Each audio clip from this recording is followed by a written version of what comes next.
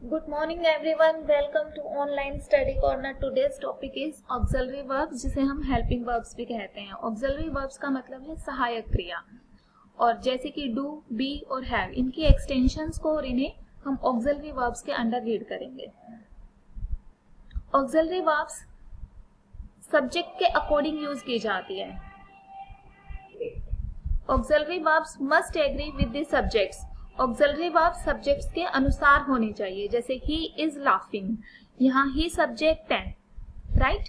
तो ही सिंगुलर है, इसी के अकॉर्डिंग ऑक्सिलरी वर्ब होनी चाहिए. और इज क्या है? ऑक्सिलरी वर्ब है यहाँ पर. तो he is laughing. Next, they are plural, sorry they are laughing, तो they is plural subject and are is plural auxiliary verb. I am laughing, I एक सब्जेक्ट है जो कि सिंगुलर है और आई के साथ एम ऑक्सिलरी वर्ब का यूज किया गया है. Auxiliary verbs are function words. Auxiliary verb function words होते हैं, ना कि एक्शन वर्ड्स. अब फंक्शन वर्ड्स क्या होते हैं? फंक्शन वर्ड्स वो होते हैं जो कि एक सेंटेंस के अंदर सभी वर्ड्स के बीच में रिलेशंस को एक्सप्रेस करते हैं, उसे हम कहते हैं फंक्शन वर्ड्स, राइट? तो ऑक्सिलरी वर्ब्स क्या है? फंक्शन वर्ड्स है, क्योंकि ये क्या करती है? ये हमें बताती है कि सब्जेक्ट के साथ जो वर्ब है वो सिंगुलर आएगी या प्लूरल आएगी. इस तरह से ये सब्जेक्ट और वर्ब के बीच में क्या करती है? एक रिलेशन को एक्सप्रेस करती है. I am talking with my friends. Here with I we have used am, am auxiliary verb. और एम को हमने ऑक्सिलरी वर्ब को यहाँ कंट्रैक्शन किया है with the help of this apostrophe. You have को हमने ओनली क्या लिख दिया? VE. These are the short form या फिर contraction of the helping verbs. You have told her the secret. He is thinking about his future. इसके लिए हमने apostrophe और s का यूज किया. नेक्स्ट, do और does जो helping verb है उनका यूज होता है present tense में, did का past tense में, be का continuous में और have का perfect tense में यूज होता है. Have is used in perfect tense. They watch movie every Saturday. यहाँ पर क्या किया गया? They watch movie every Saturday. Here is no helping verb because the main verb is performing the action of helping verb. Next is they didn't like to watch action movie. They did not like. Did क्या है? Helping verb है जो कि past tense को express करती है. उन्हें action movie देखना पसंद नहीं था, तो डिड इसके लिए आ गया. यहाँ पर हेल्पिंग वर्ब पास्ट फॉर्म की यूज करनी थी तो हमने डिड लगा दिया. He does not want to eat cucumbers. उसे कुकुम्बर्स खाना पसंद नहीं है. तो प्रेजेंट की बात यहाँ पर की जा रही है और प्रेजेंट के लिए हमने क्या रीड किया? डू या डज हेल्पिंग वर्ब का यूज होता है. डू कब यूज होती? अगर थर्ड पर्सन सिंगुलर है तो डज का यूज होगा, बाकी सारी जगह पर डज डू का यूज होगा, राइट? तो यहाँ ही क्या है? थर्ड पर्सन सिंगुलर है, इसलिए he doesn't want to eat cucumbers. Do you like apple पाई?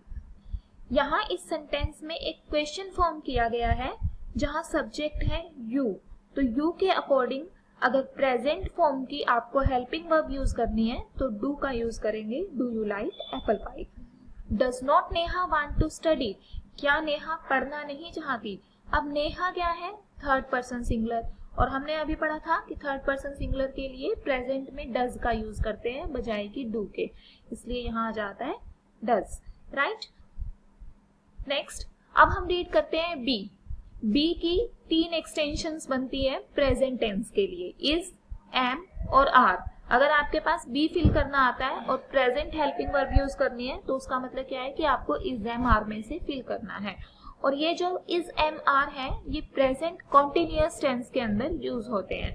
जैसे we are eating a pizza, अगर प्लूरल है तो क्या लगाएंगे हम? आर लगा देंगे.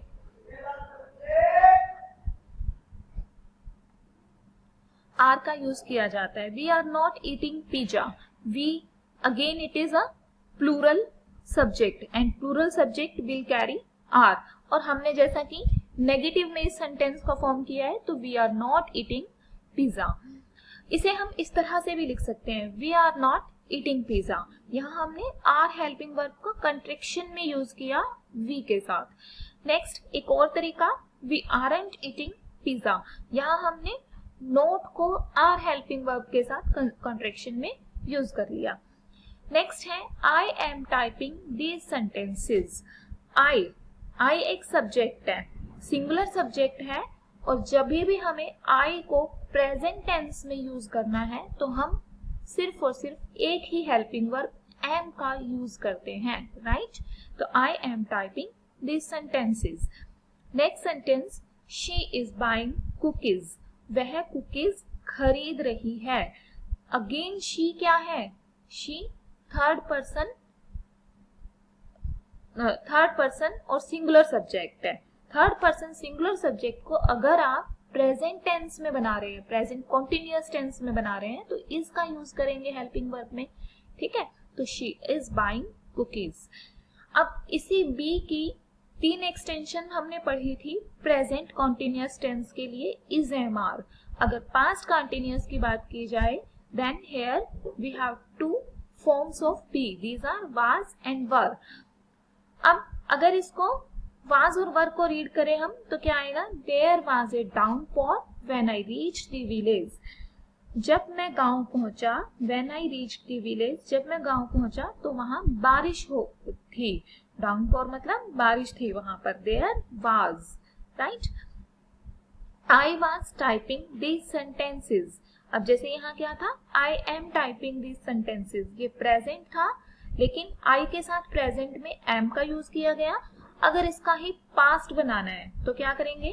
आई जैसा कि सिंगुलर है तो सिंगुलर के साथ पास्ट में वाज आ जाएगा, था के लिए वाज का यूज करेंगे। I was typing these sentences. Next is she was buying cookies. बिल्कुल सेम जैसे यहाँ था शी इज बाइंग कुकीज, यहाँ क्या है? She was buying cookies, right? Next is be की फ्यूचर फॉर्म्स। बी को फ्यूचर सेंटेंसेस में किस तरह से यूज किया जा सकता है? फ्यूचर कॉन्टिन्यूअस सेंटेंसेस में बी के साथ विल का यूज करके इसे यूज किया जा सकता है। He will be talking to his boss at 6 PM। 6 बजे वह अपने बॉस से बात कर रहा होगा। यानी कि किस तरह से यूज होगा? कर रहा होगा की सेंस में।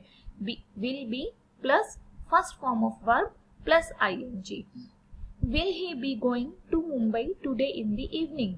क्या वो आज इवनिंग में मुंबई जाएगा या जा रहा होगा? ठीक है। नेक्स्ट क्या है? बी को, इसी बी को जिसको हमने किस चीज के लिए यूज किया? प्रेजेंट कॉन्टिन्यूअस, पास्ट कॉन्टिन्यूअस और फ्यूचर कॉन्टिन्यूअस के लिए यूज किया। इसी को हम पैसिव फॉर्म में कैसे यूज करेंगे? I was told to go. यहाँ क्या होगा? पैसिव फॉर्म में हमेशा पास्ट हेल्पिंग वर्ब का यूज होगा। कौन सी helping verb? Past helping verb का यूज होगा। जैसे I was told to go, B की कौन सी वर्ब आ गई यहाँ पर? पास्ट फॉर्म आ गई। पास्ट में क्या था? वाज और वर। अगर प्रेजेंट, अगर सिंगुलर है तो वाज आ जाएगा, प्लूरल है तो वर लिख दोगे आप। अब I was told to go, मुझे जाने के लिए कहा गया। ठीक है। I was informed to wait. और जब हम बी को, यानी कि बी की फॉर्म्स को पैसिव फॉर्म में यूज करते हैं तो वॉज या वर के बाद थर्ड फॉर्म ऑफ वर्ब का यूज किया जाता है। ओनली सिर्फ थर्ड फॉर्म का ही यूज करेंगे हम। नेक्स्ट हेल्पिंग वर्ब है हमारे पास हैव और हैज। हैव और हैज प्रेजेंट परफेक्ट टेंस के अंदर यूज की जाने वाली हेल्पिंग वर्ब्स हैं। शी हैज मेड द वास, उसने फ्लावर वास बना लिया या वह फ्लावर वास बना चुकी है। तो क्या आ गया यहाँ पर? Has plus third form of verb, क्योंकि यहाँ क्या है? परफेक्ट टेंस है, कोई काम किया जा चुका है। We have seen the zoo, हम जू को देख चुके हैं। Has she visited the exhibition, क्या वो एग्जीबिशन में विजिट कर चुकी है। नेक्स्ट है हैड। जिस तरह से हैज और हैव क्या था, हैज और हैव में एक चीज और, हैज कहाँ यूज होगा? जहां पर हम डज का यूज करते हैं, यानी कि थर्ड पर्सन सिंगुलर के साथ। अगर थर्ड पर्सन सिंगुलर है और कौन सा टेंस है? थर्ड पर्सन सिंगुलर है और प्रेजेंट परफेक्ट टेंस है, तो हम क्या यूज करेंगे? हैज का यूज करेंगे। बाकी सारे पर्सन्स में, फर्स्ट और सेकंड पर्सन में और थर्ड पर्सन प्लूरल में भी क्या यूज करेंगे, हम हैव का यूज करेंगे, राइट। अब इसके बाद हम बात करते हैं हैड की। हैड क्या है, हैड प्रेजेंट परफेक्ट में यूज होने वाली ऑक्सिलरी वर्ब है। हैड क्या है, present perfect past perfect tense के अंदर यूज होने वाली हेल्पिंग वर्ब है। जहां हैज और हैव का यूज करते थे वही हैड का यूज आ जाएगा। जैसे I had marked all the important statements, मैंने सारी इंपॉर्टेंट स्टेटमेंट्स को मार्क कर लिया है, या मैं सारी इंपॉर्टेंट स्टेटमेंट्स को मार्क कर चुकी हूँ। जज हैड प्रोनाउंस्ड द वर्डिक्ट, जज ने अपना फैसला सुना दिया है या वह अपना फैसला सुना चुका है। How long had he been living there, वो कितने लंबे समय से वहां रह रहा है। यहाँ क्या आ गया, पास्ट परफेक्ट कॉन्टिन्यूअस टेंस, कि वो कितने लंबे समय से वहां रह रहा था, कब से रह रहा था। तो इस तरह से आपने देखा हेल्पिंग वर्ब्स के यूज को। अब हेल्पिंग वर्ब्स के क्वेश्चंस में आपकी जो प्रॉब्लम्स थी आई थिंक वो क्लियर हो गई होगी, और मार्क्स भी आपके अब इस टॉपिक के लिए कंप्लीट ही होंगे। तो कल हम नेक्स्ट टॉपिक के साथ आएंगे इसी चैनल पर। Till then keep practising and keep preparing for your exams.